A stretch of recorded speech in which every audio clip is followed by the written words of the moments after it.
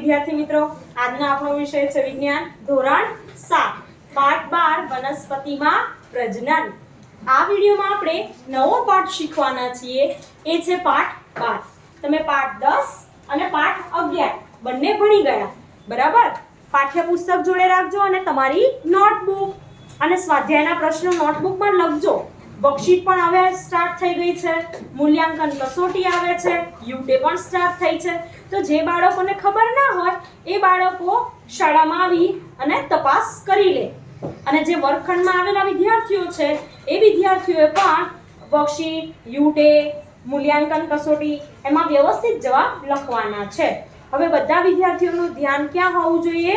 અહીંયા। હવે આપણો પાઠ છે વનસ્પતિમાં પ્રજનન।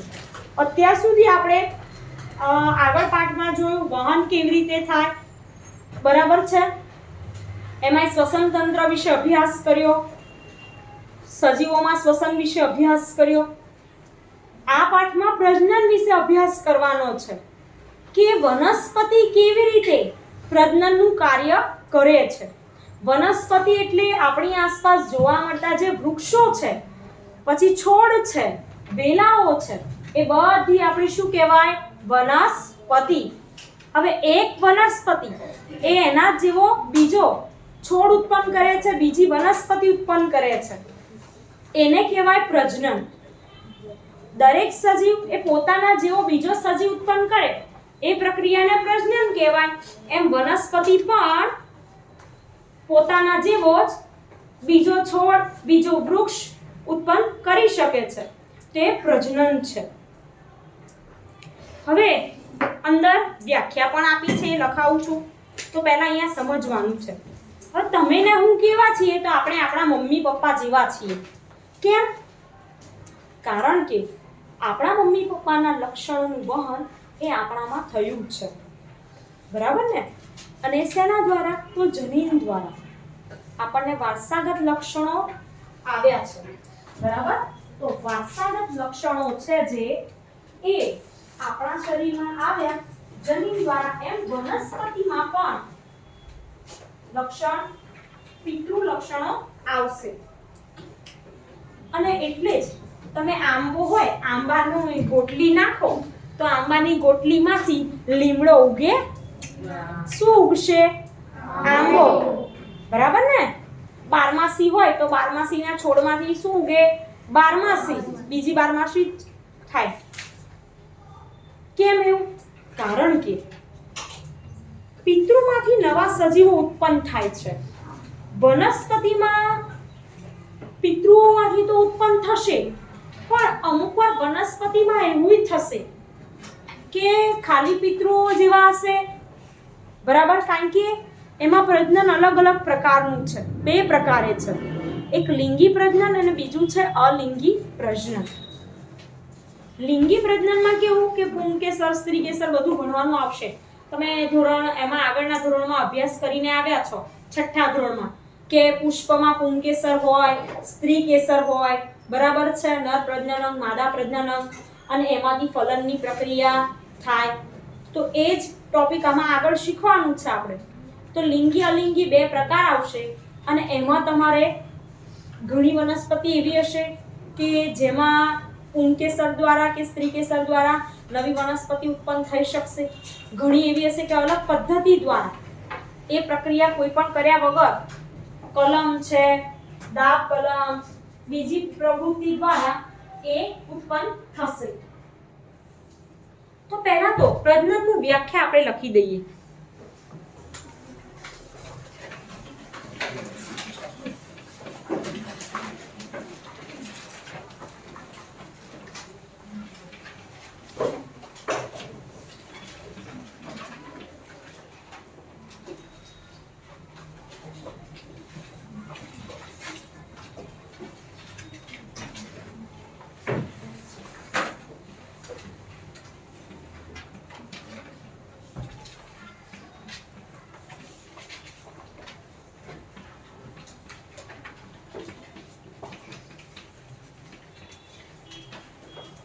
પિતૃમાંથી નવા સજીવો ઉત્પન્ન થવાની ક્રિયાને પ્રજનન કહે છે।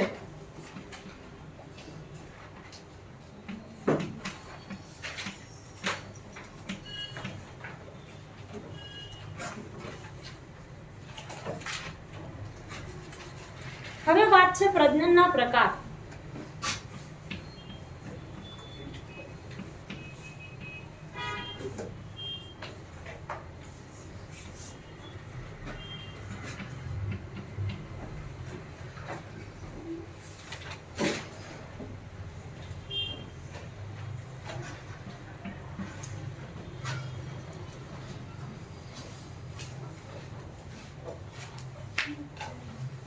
હવે જુઓ, તમે ધોરણ 6 માં વિવિધ પુષ્પના ભાગો એનો અભ્યાસ કર્યો છે.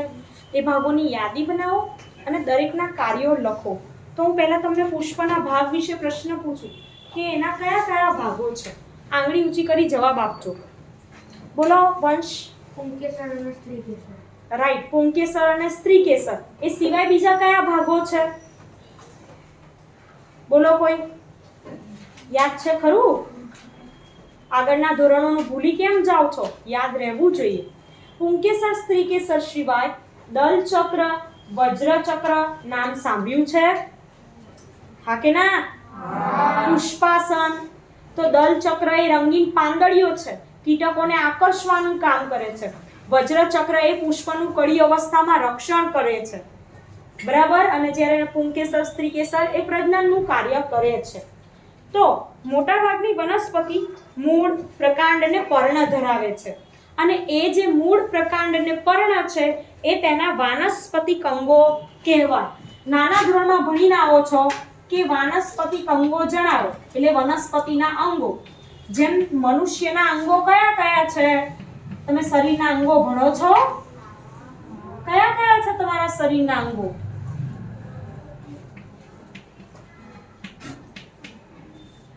મૂળ, પ્રકાંડ, પર્ણ. તો તમારા વનસ્પતિના અંગો લખ્યા આપણે. શરીરના અંગો કયા છે? આંખ, કાન, નાક, મોં, ગળું, બરાબર. કમર, હાથ, પગ આપણા શરીરના અંગ. એમાં વનસ્પતિના અંગો છે, તેને વાનસ્પતિક અંગો કહેવાય. ચોક્કસ સમયગાળાના વૃદ્ધિ પછી વનસ્પતિમાં પુષ્પ જોવા મળે છે. થોડોક છોડ નાનો હોય પછી એનો વૃદ્ધિ વિકાસ થાય અને એમાં તમને પુષ્પ જોવા મળે. બધાએ ફૂલ જોયા છે કે નથી જોયા? સરસ. તો આંબાને વસંત ઋતુમાં પુષ્પો આવે છે. આ એ જ પુષ્પો છે જેમાંથી કેરીનું નિર્માણ થાય.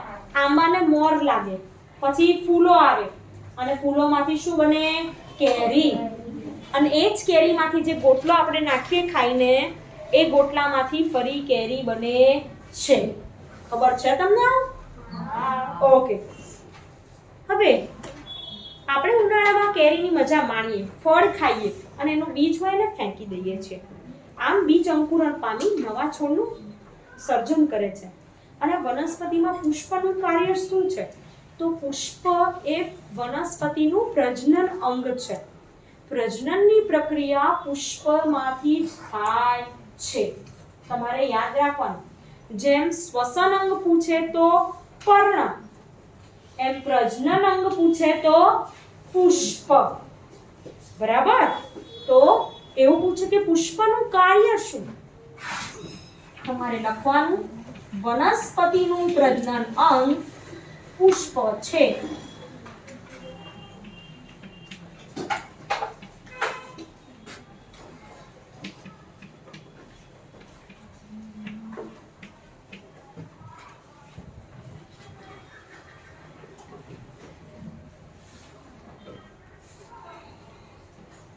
પુષ્પ દ્વારા પ્રજનન થાય છે. હવે વનસ્પતિ વિવિધ રીતે બાળ છોડ ઉત્પન્ન કરે છે.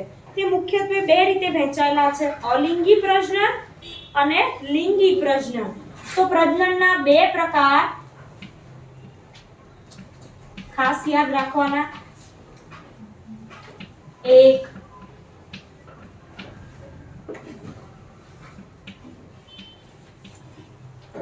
લિંગી પ્રજનન,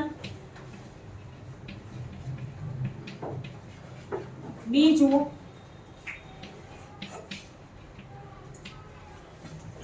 અલિંગી પ્રજનન.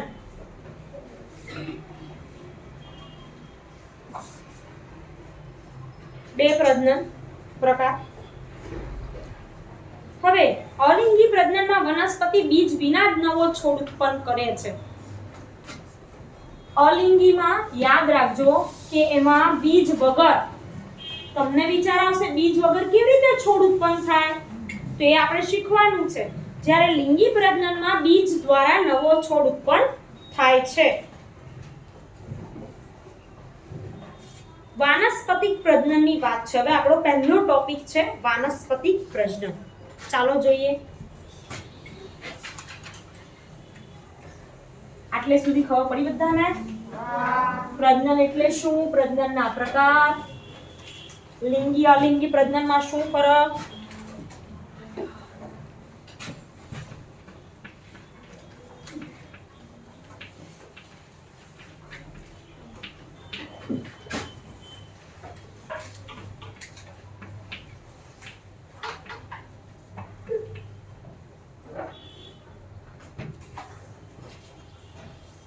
જો વાનસ્પતિક પ્રજનન છે એક પ્રકારનું અલિંગી પ્રજનનનો જ ભાગ છે.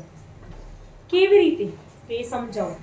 મૂળ, પ્રકાંડ, પર્ણ અને કલિકામાંથી નવો છોડ ઉત્પન્ન થાય છે. અહીં પ્રજનન એ વનસ્પતિના ભાગો દ્વારા થતું હોવાથી તેને વાનસ્પતિક પ્રજનન કહેવાય છે. બીજમાંથી નથી થતું, પણ શેનાથી થાય છે? પર્ણ, મૂળ, પ્રકાંડ કે કલિકા જેવા ભાગમાંથી. સમજણ પડે છે? એમાંથી નવો છોડ ઉત્પન્ન થાય છે. વનસ્પતિના ભાગોમાંથી, બીજમાંથી નહીં. તો આ કયા પ્રકારનું કહેવાય? લિંગી કે અલિંગી? અલિંગી. બરાબર ને? લખો વ્યાખ્યા.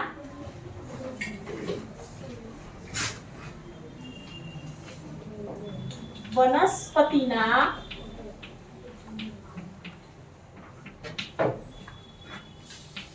ભાગો જેવા કે મૂળ, પ્રકાંડ, પર્ણ અને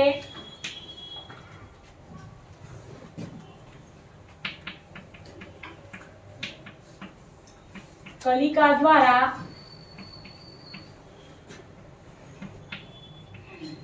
થતા પ્રજનનને વાનસ્પતિક પ્રજનન કહે છે.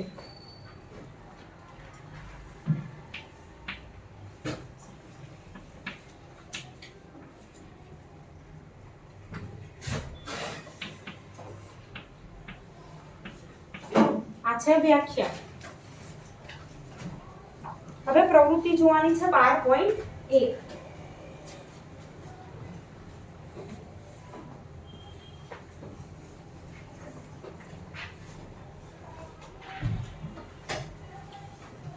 તમે બધાએ ગુલાબનો છોડ જોયો છે? બરાબર? એ જે ગુલાબનો છોડ છે એ તમે એવું કદી જોયું છે કે કેવી રીતે ગુલાબનો નવો છોડ ઉત્પન્ન કરવામાં આવે છે? તો ગુલાબના છોડના કોઈ બીજ હોતા નથી. એટલે એને ગુલાબની છોડની જે ડાળીઓ હોય એને કાપી અને એની કલમમાંથી ગુલાબનો નવો છોડ ઉત્પન્ન કરવામાં આવે છે. તો જુઓ, ગુલાબ અને ચંપાની ડાળીને ગાંઠથી કાપો અને એ જે ગાંઠથી કાપી હોય એને કલમ કહેવાય.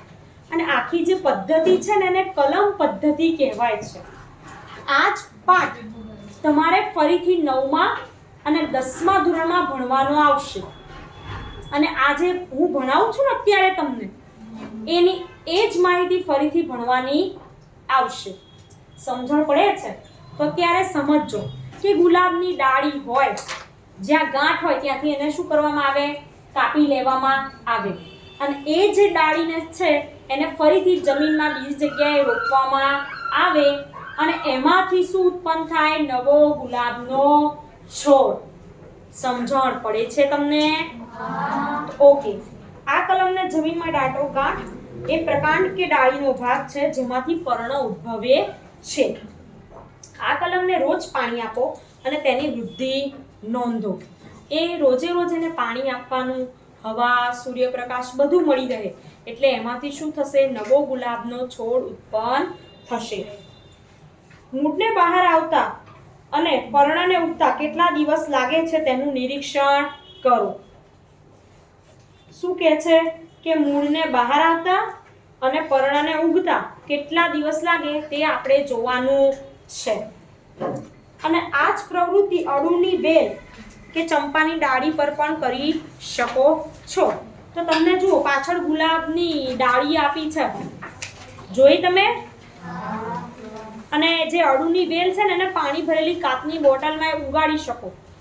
હવે ગુલાબની ડાળીની વચ્ચે ગાંઠો દેખાય ત્યાંથી એને કાપી લેવામાં આવે અને એ ગુલાબની ડાળીની અંદર જે નાની દેખો આકૃતિમાં કક્ષકલિકા પણ જોવા મળે છે. નાની ડાળી કક્ષકલિકા એ પ્રકાંડની કલમ લીધેલી છે. આકૃતિ છે ને એ પ્રકાંડ હોય ને એની કલમ છે. મૂળ પ્રકાંડ પર્ણ તો ખબર છે ને? નીચે વનસ્પતિને જમીનમાં જોવા મળતો ભાગ હોય મૂળ, વચ્ચેનો ભાગ હોય પ્રકાંડ અને પાંદડા એટલે પર્ણ. હવે તમે કલિકાઓને ફૂલમાં રૂપાંતરિત થતી જોઈ હશે. પુષ્પ કલિકા ઉપરાંત કક્ષમાં કક્ષ કલિકાઓ જોવા મળે છે. કક્ષ એટલે શું? તો પર્ણ પ્રકાંડ સાથે જોડાય. પર્ણ અને પ્રકાંડ, આ પ્રકાંડ અને આની સાથે આ પર્ણ જોડાયેલું છે. સમજણ પડે છે? આ શું છે? પ્રકાંડ. આ છે પર્ણ અને આ છે એને જોડતો ભાગ. પર્ણ અને પ્રકાંડને જોડાણ સ્થાન હોય એ જોડાણ સ્થાનને કક્ષ કહેવાય છે.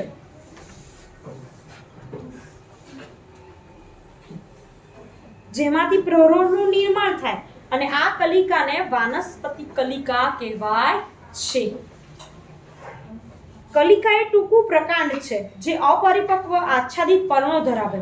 વાનસ્પતિક કલિકાઓ પણ નવા છોડનું સર્જન કરી શકે. આ નાની નાની અહીંયાથી જે કલિકા ઉત્પન્ન થાય છે એ કલિકાને પણ જો આપણે જમીનમાં રાખવામાં આવે, એને પાણી, સૂર્યપ્રકાશ, હવા મળી રહે તો તેમાંથી શું થાય? નવો ગુલાબનો છોડ ઉત્પન્ન કરી શકાય છે. બોલો આટલે સુધી ખબર પડી તમને? આ કઈ પદ્ધતિ આપણે શીખ્યા? કલમ પદ્ધતિ. કઈ? કલમ પદ્ધતિ. Okay good. હવે પ્રવૃત્તિ 12.2. ચલો બધા ધ્યાન આપજો. અહીં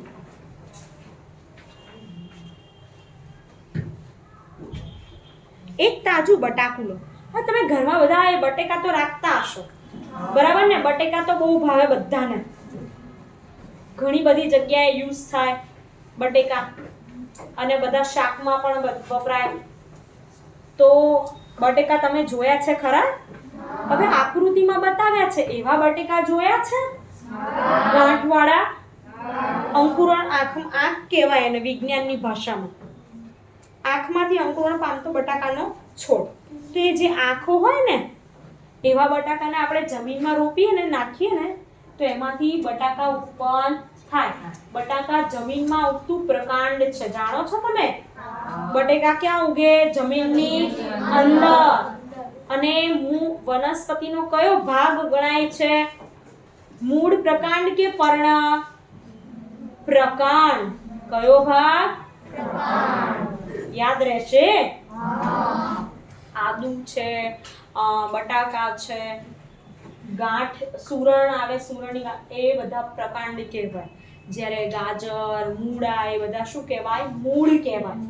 કોબીજ, ડુંગળી, લસણ એ બધા પર્ણવાળો ભાગ કહેવાય. ખોરાક ખરા આપણે ખાવા તરીકે ઉપયોગ કરીએ પણ એના શું છે? અલગ અલગ ભાગ છે. તો એ બટાકું, એક તાજું બટાકું લો.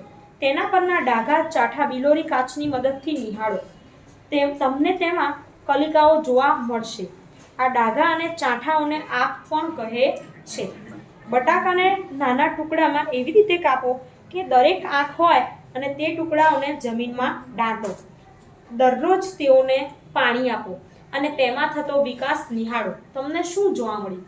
તો રોજે રોજ એને પાણી આપીએ, હવા મળે, સૂર્યપ્રકાશ મળે તો એમાંથી નવો છોડ ઉત્પન્ન થાય છે. બરાબર? અને એ જે નવો છોડ છે એમાંથી બટાકા ઉત્પન્ન થશે. એવી જ રીતે સેમ ટુ સેમ પ્રોસેસ આદુ આપણે જે વાપરીએ ચામાં નાખવા કે શાક બનાવવા કે બધી જગ્યાએ આદુનો ઉપયોગ થાય, એ આદુ માટે પણ આવી રીતે નવા છોડનું અંકુરણ કરી શકાય.